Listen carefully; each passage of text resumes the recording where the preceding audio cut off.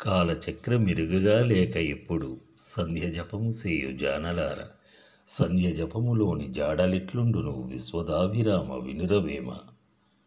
కాలం యొక్క భ్రమణంలోని అంతరార్థం తెలుసుకోకుండా మూడు పూటలా సంధ్యావందనం ఆచరించే నేర్పరులారా, ఒక్కసారి ఆలోచించి చూడండి, కాలం దిశ ఎటువైపు వెళ్తుందో అని హెచ్చరిస్తున్నాడు వేమన. కాలచక్రం అంటే చక్రాకారంగా తిరిగే కాలం. చక్రం అంటే ఇక్కడ గ్లోబు కాదు, భూమండలం.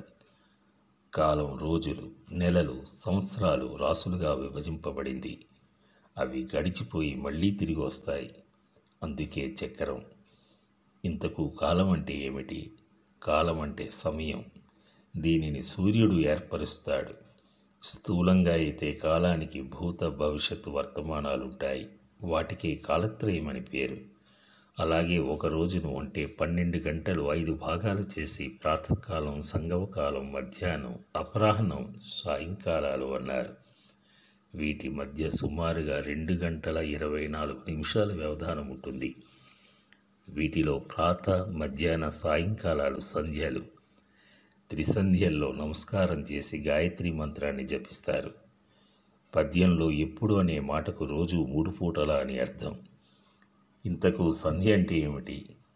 సూర్యమండల స్థిత చైతన్యంతో జీవ చైతన్యాన్ని సంధించే శక్తిని సంధ్య అని అంటారు. సూర్యోదయానికి 5 గడియల ముందుండేది ప్రాతఃసంధ్య. సూర్యాస్తమయానికి ముందు 3 గడియల వరకు వ్యాపించి ఉండేది సాయం సంధ్య. సంగమం అంటే కాల పంచకంలో రెండోది. ఈ సమయాన్ని లౌకికమైన కోరికల కోసం ఉపయోగిస్తారు. ఇవన్నీ బాగానే ఉన్నాయి, కానీ ఇంతకు కాలం అంటే ఏమిటో తెలుసా? యాంత్రికమైన జపతపాదులతో ఆగిపోక కాస్త పైకెదిగి ఆలోచించమంటున్నాడు వేమన. కాలాతీతమైందంటాం. అలాగే యుక్త సమయం దాటిపోవడం అంటే ఏమిటి? కాలధర్మం చెందడం అంటే చనిపోవడం. చనిపోవడం కాలం యొక్క లక్షణం అన్నమాట. పుట్టడం కూడా కాలధర్మమే, కానీ అలా అనం. వాడికి బాకీ తీరిపోయింది అంటారు. అలాగే కాలజ్ఞానం అంటే ఏమిటి? విద్యారణ్యుడు, సర్వజ్ఞుడు, చెన్నబసవుడు, పోతులూరి వీరబ్రహ్మం వీరు భవిష్యత్తును గురించి ఎలా చెప్పగలిగారు? కాలం యొక్క ప్రభావం తెలియని జపతపాలు వ్యర్థమే కదా అని సారాంశం. కాలమహత్యం ఎలాంటిది? దానిని ఎలా ఆరాధించాలి? కాలం ఎంతో బలమైనది, దురతిక్రమమైనది. జపతపాలు దానిని అడ్డుకోగలవా?